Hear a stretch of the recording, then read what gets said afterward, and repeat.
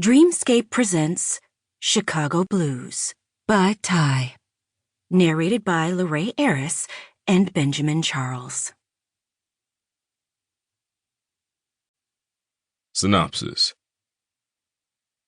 Controversial relationship podcaster at night and psychology professor by day, Chicago Benton has never been afraid to follow his own rules.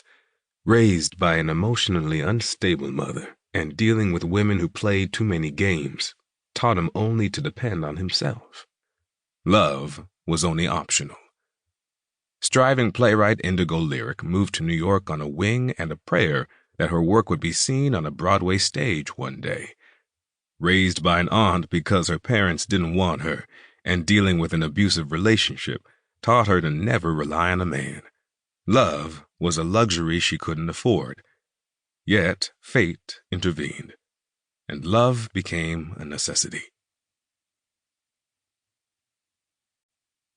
I want you to fall in love with the cracks beneath my surface.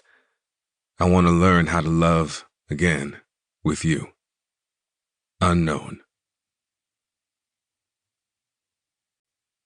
Prologue.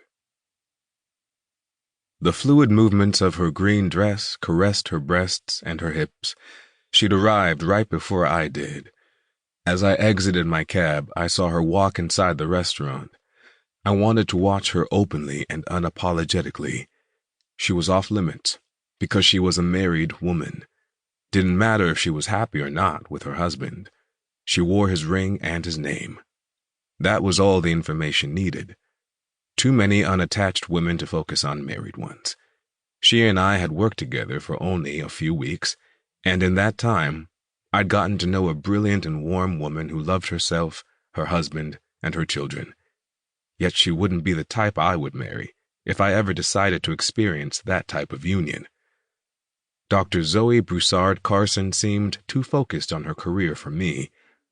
Traveling back and forth from New York to New Orleans for work, I needed a woman who would choose me every single time, something that I honestly didn't see ever happening.